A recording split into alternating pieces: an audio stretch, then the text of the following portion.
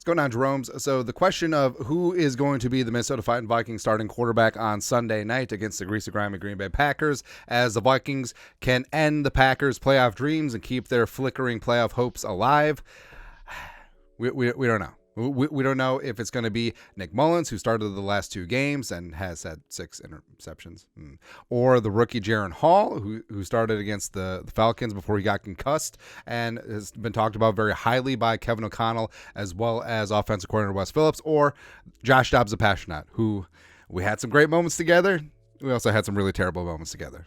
And Kevin O'Connell has talked to the local media this week, spoke to them on Tuesday, and basically said everything's open right now. And frankly, the fact that the job was reopened, I don't think that's a ringing endorsement for Nick Mullins. But we'll see if he's able to hang on to the job for a third straight week. But Mullins, I mean, his turnovers against the Bengals and Lions, not great. And also, O'Connell did open the door for potentially Dobbs returning, although we'll get into maybe that's a smokescreen. And basically, he said, this from Gessling yesterday, or 2 days ago, Kevin O'Connell said the Vikings would aim to pick a starter before practices start on Wednesday to maximize prep time for both the number 1 and number 2 quarterback. But come Wednesday, for the Vikings' first practice, but it was actually a walkthrough, Alec Lewis, the Athletic, the top secret Vikings quarterback mystery lives on for another day.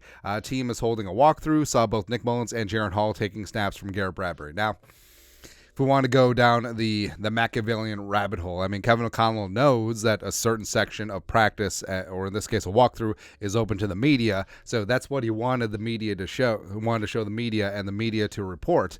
But then, I mean, this is something that Zimmer used to do all the time. Maybe not necessarily starting quarterback, although he did that with Case Keenum at times in 2017, where it's just like, oh, we have a secret. Oh, I'm not going to tell anyone. There you go. It's fun, man. But the whole thing about it is that Kevin O'Connell is going to be meeting with the media several other times the rest of the week. Does he owe them anything? Not necessarily. I mean, why hasn't Kevin O'Connell named a starter?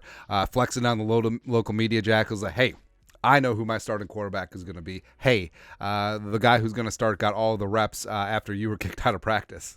The portion that you aren't allowed to watch. And also, I mean, is there a competitive advantage to keeping the Packers guessing? Yes, but also, is Joe Barry going to give up 350 yards and 30 points to whoever starts the quarterback? Yes, but also, I mean, the Packers, I actually do think that Kevin O'Connell, so he talked about opening it up to Josh Dobbs. I don't think that the Passionate gets back into the Derby here. I do think it'll be either Nick Mullins or Jaren Hall, but just putting it out there is that, hey, it might be Josh Dobbs. I mean, preparing for Josh Dobbs, a mobile quarterback, is much different than preparing for a pocket passer like Nick Mullins, or a bit of a mix like Jaren Hall. And also, you're still able to get that working. Like we said, it was just a walkthrough on Wednesday. They'll have their heavy install day tomorrow on Thursday. But even behind closed doors, I mean, the guy who was going to be starting would be able to get the reps in, even away from the media. But also, maybe he doesn't know. Like, maybe he straight up doesn't know what he wants to do. He doesn't know exactly, because there's pros and cons for each of these guys. I mean, the Passionate, he's certainly high variance, but also I feel like the passing game was very disjointed when he was in there, and I feel like defenses eventually caught up to him. Like, he was almost better when he didn't know the playbook. And with Mullins, I mean, the passing game, outside of Kirk Cousins, I think the passing game has looked the best under Nick Mullins, but just the boneheaded, terrible interceptions and some poor decision making is just not good with Nick Mullins. But also, I mean, you're on your 4th quarterback, and after you lost Kirk Cousins, that was sort of it. And Jaren Hall, he does have a chance to be the future. I think that he will take care of the football better than Mullins and Dobbs, even though, yes, he is a rookie. Maybe he'll play a little bit more safe, and then what the Vikings need to do on offense, right meow. But also, I think that he has a chance to potentially be somebody. I think he's got a great arm. I think that he's extremely accurate. I think that he certainly could stand on business here. And Kevin O'Connell and Wes Phillips have actually gushed about the development of Jaren Hall. Now, would it make sense just to throw him out there to the Wolves and just see what happens? Without potentially Jordan Addison, without TJ Hawkinson? I say just do it, because practice is practice. Talk about practice, man. But actually seeing him in a game situation certainly would be intriguing. Also, the fact that Again, it comes back to that second drive against the Falcons, man, where he looked really damn good. But maybe Kevin O'Connell did use Wednesday's walkthrough as a little bit of a mini tryout, see who, and also just sort of use that as a competition, brings out the best in everyone. So maybe he was doing that. But also the fact that it was Mullins and Jaron Hall alternating first-team reps, I think that is noteworthy. I think ultimately, I think it is going to be Jaron Hall. I think that's what makes sense at this point, because it's a balance. Because, yes, you're saying, like, well, you're starting the rookie, you're giving up on the season.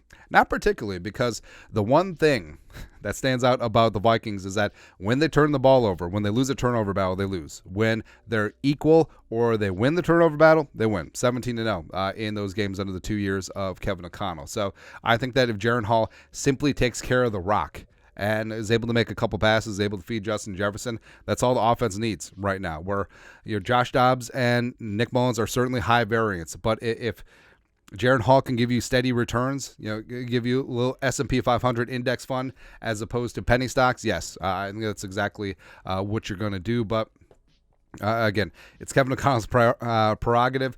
He doesn't have to tell us jack. Until Alan Roach at U.S. Bank Stadium. And your starting quarterback, Jared Mullins. They're both out there. Why not? All right, hell, let's do this. How about Jaron Hall starts, Nick Mullins is the backup, but Josh Dobbs is the Taysom Hill Wildcat.